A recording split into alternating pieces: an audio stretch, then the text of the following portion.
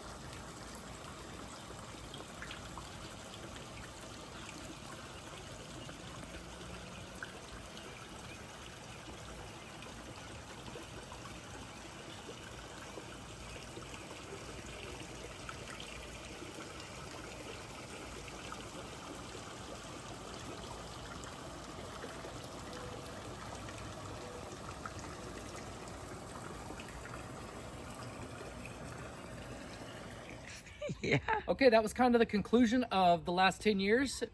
Obviously, it's been a work in progress.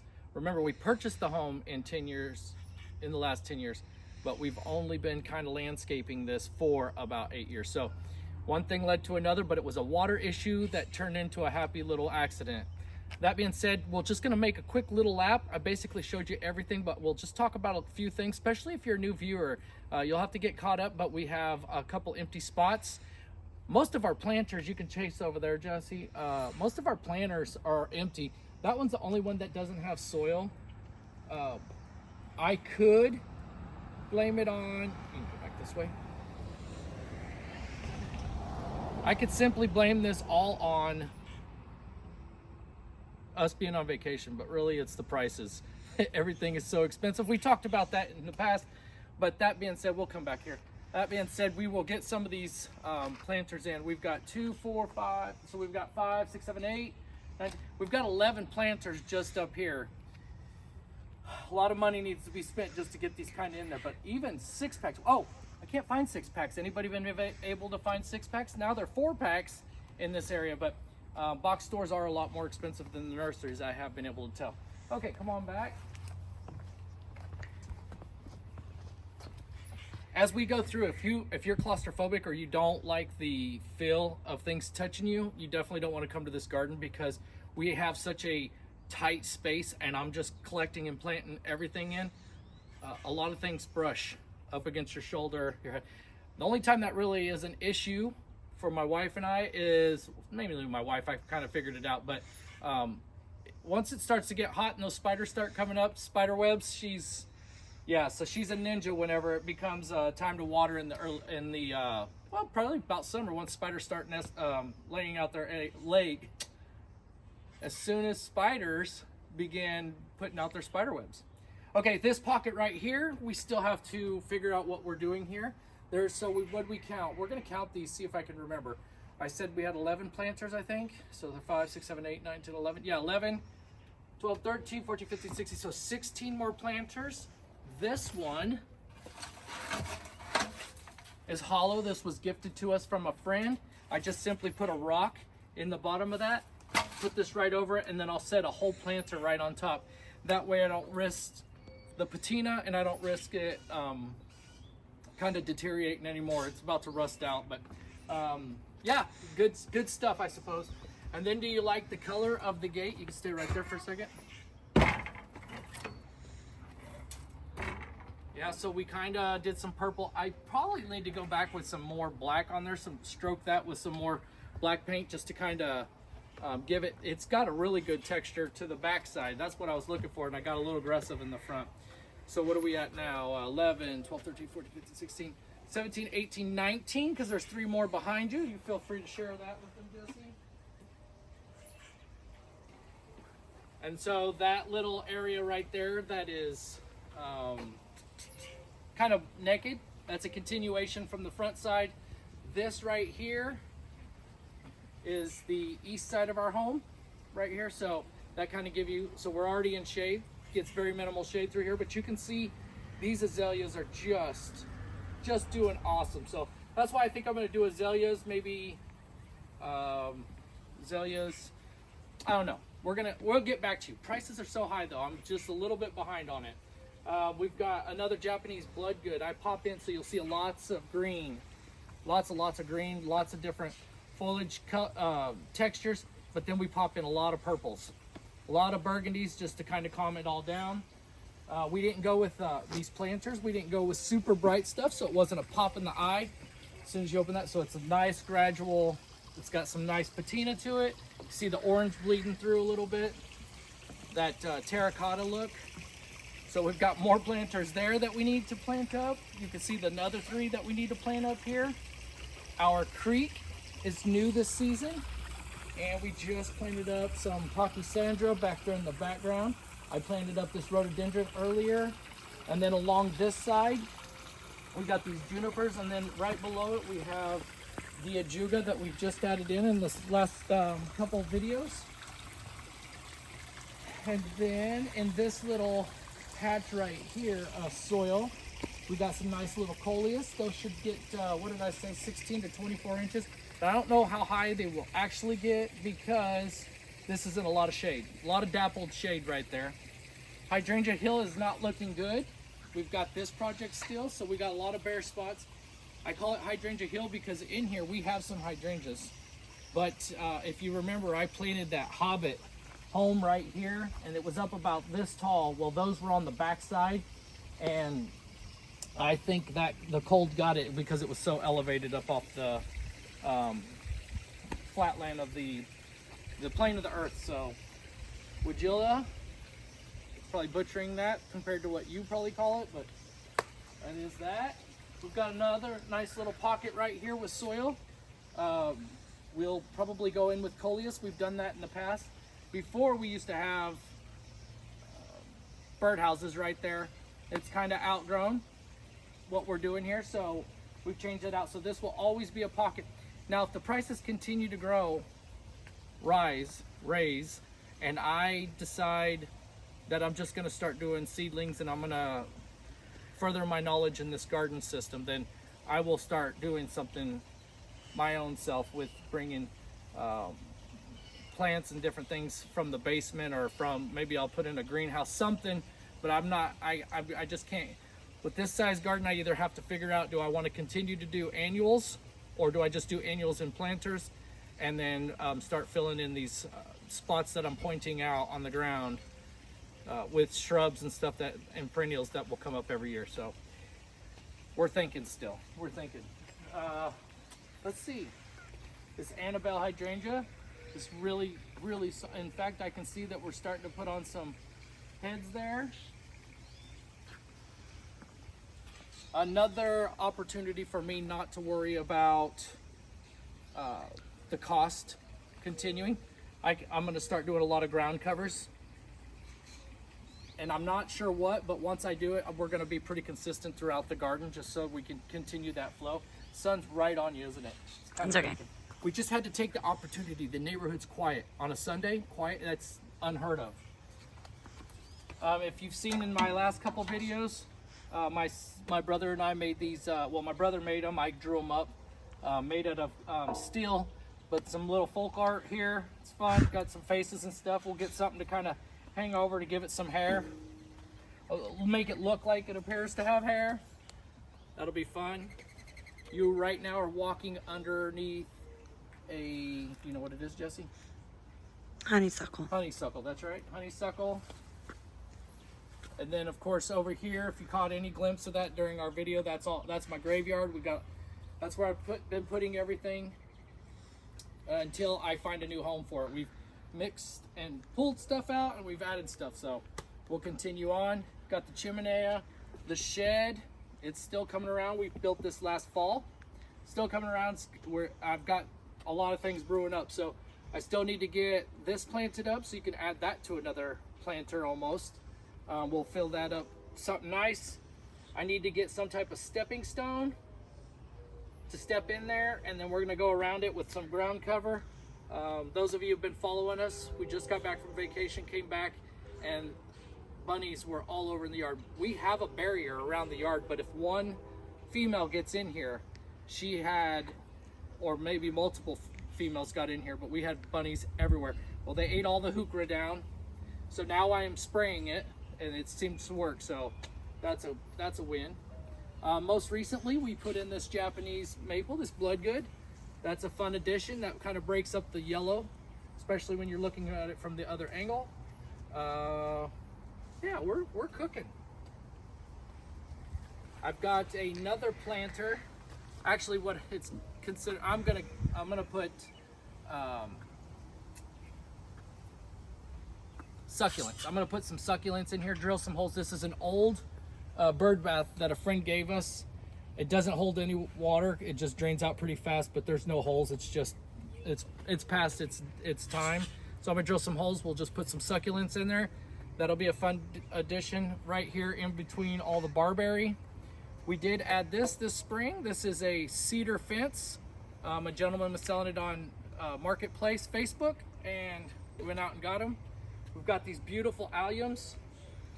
the good part about alliums is the beauty, right? The bad part is all the ugly that's below it. So as soon as that goes away, this will look more cohesive, and I can really start to get in there and add the ground covers, and then next year they can figure each other out. We've got all of our iris right here under our quick fire hydrangea. We did, these two have been with us for a while. This bed we created last year that used to just sit basically on the ground. We've moved those forward, filled it up with soil, took these stones, put this here, and now we have a nice little bed. There you probably can see a little bit of lamb's ear. I put it in here in spots. Lamb's ear will continue to take over, and then it can play nicely with the iris, and whoever wins wins. That's just the way it is. I like the texture. I don't necessarily need the blooms. I know that sounds weird, but I'll take the blooms because then I can see it's about a foot higher than elevated than the next layer down. So if I can see from over there, I can see alliums, and then the color of the iris. That's the view I'm looking for right through that moon gate. So if that works out, perfect. But I'm not going to lose sleep over it. Let's see, some more barberry. It flanks both sides of that bed. Our cedar fence just continues to go right around here. I think I spent $100 for this, and my son went and got it from another community. Someone's going to ask, these are Taylor junipers, these tall ones right here. Nice addition. It kind of just gives it some texture from the other side. We've got chickens on the way. July 1st, we will be chicken parents. Our permits only allow us to have 5, so we've got 5 coming. If I remember, I'll put this up there, what we've got. Or do you remember what they are, Jess? Silver laced Wyandotte. Silver lace Wyandotte. So, of course, she would remember that. Then we've got pansies right here in our window boxes. And then on the back side, this is a chicken coop. Just in case you didn't know, that's a chicken coop with a hobbit door, little short windows. And yes, we have burlap in there. We're able to do that because if you go on the back side, we have chicken wire up against it, so the birds doesn't, once they get in there, they won't be in the way. Neither one of them won't be in the way. The burlap won't be in the way of the birds won't be in the way of the burlap. Alrighty. The sun feels so good, but it's nice and shady right now. Our little bridge either leads you into the grassy area, or if you're standing on that end, it brings you right over here to our little hobbit door and our chicken coop. Again, we went with the same colors in our window boxes, both sides, because I didn't want it to be too busy. So these were what we chose. I think they actually turned out really well. We've got the same ones in the other shed, but they're not doing so well. We might have forgot to water those while we were on vacation. That's okay. Someone's going to ask where we got these glass balls. Just got at a local nursery, and that reminds me, a lot of folks ask me where I get my suns that are hanging up. My wife gifted those to me over our last 30 years together, and so she was picking them up basically at, what was that place, Goodman's? Gordman's. So it was Gordman's, but I don't know if Gordman's is even around anymore. They're not. And so and then local nurseries. Basically, I've never gone into a nursery that didn't have one, so there's that. Of course, I've got bikes sprinkled out all throughout the garden. We've got another Japanese maple right over here, and then of course I need to get our water feature up and running and leveled back out. That'll be fun. We've got our first blooms of iris this season. We've got another group of iris over here on the right, but they're a little bit further behind. And then of course we've got our hobbit creation, our little whatever. You get to use your imagination. You can start to see our heuchera making a comeback. This will soon be lined and flush clear out here. In fact, previous seasons, you wouldn't even see the gray stone. Feel free to go look at Moxie Gardens, Moxie_Gardens, my Instagram. That is in there quite often in our reels. That'll give you a good perspective of how this looks. And then a video or two ago, we created this little area right here. I didn't mention in there, we're going to take more iris and hostas, and we'll bleed out that way. So right now it's just a bright strip right between all the rocks, or flanking the rocks, but we're going to add more to make it blend in a little bit better. Again, the prices are high, so we just kind of halted it right there. And then the reason why I went in between these rocks and all this area right here with this particular plant is because I'm going to get ground cover. I just don't know what ground cover yet. And so we're thinking Mondo grass maybe through here. Some of you suggested in this video right here. Feel free to go check that out and give any suggestions you would like, or you could do it here on this channel, on this video. But we've picked out, we're continuing to pick out and take ideas from you what kind of ground cover we want to do. Again, whatever ground cover, I want to try to continue throughout the garden. If it's a shade or if it's super sun, we'll figure that out at that point. But right now we're still waking up the season, so that's that story. Of course, the pond is in progress. It did not work. It wasn't that the liner is fine. It's when I put the spray foam in there, I missed some cracks. And if you miss any cracks, the water will go down in those little crevices between the rocks and won't fill up to spill over. So the liner's fine. It's the operator error. When I put the foam in there, not a good deal. I wasn't successful. This is a good window. You can look through there. You can see the irises. They're a little bit behind. Maybe in the next 48 hours, some of them will open up.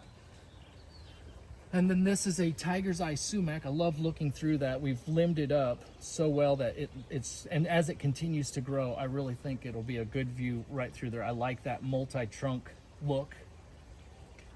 Always fascinated by that. Jesse could probably tell you what this is. You're getting so good at this stuff. What is that? Do you know? Ivory Halo Dogwood. Boom, nailed it. She's so good. Then we have a Juga in front of Grandma's bench here. We have Grandma's bench, and then on the back side we have boxwoods. It's just fun to just kind of sit here, especially early morning if you're trying to warm up. We get that eastern sun. In the evening, we sit right here and you can hear the sound of water if you can listen. You hear the sounds. As soon as we get the waterfalls running, that'll be 3 multiple water sources, noise sounds going through there. Butchered that, but we do have the bubblers, so we don't have mosquitoes. We don't need fish in order to keep the mosquitoes. That's misinformation we've learned along the way. As long as you have water movement. If you get any stale water, that's where the mosquitoes will come in. So if you have a bubbler or some way to make the water continue to move, that's the best way to keep out those little mosquitoes. Hand up there. She's not happy not to be down here. Hey, can you say hi? Can you say hi? So we have 3 spots of water. We have the pond, a creek, and then another creek. And so that's where the sounds of water are coming from. I've got this here because I wanted another pop of burgundy, some of that color to go against all the greens. And so we are still shaping this. I've limbed it up several times. Do you remember the name of this? Sand cherry, sand. So good, yeah. Yeah. So we'll continue to force this up. We did have some rain, and when it rains, they tend to lean over. So if you see it's bumping my head, again, that's one of those things I was telling you. If you don't like things touching you, this would not be a garden. We are such a narrow lot. It's a little bit deep, but it's such a narrow lot that we squeeze a lot of things in. And so, but this will be a nice punch of color, especially looking from the porch area this way. And then I think that's it. I think that's just basically May. That's the progress we've made. Some of the things we put in February. Did we start in February? Yeah. We started putting in some of the hardscape in February, a lot in March. We did some more in April. And here we are, the first part of May, and I think we're right on pace. The only thing I lack is some color for our planters.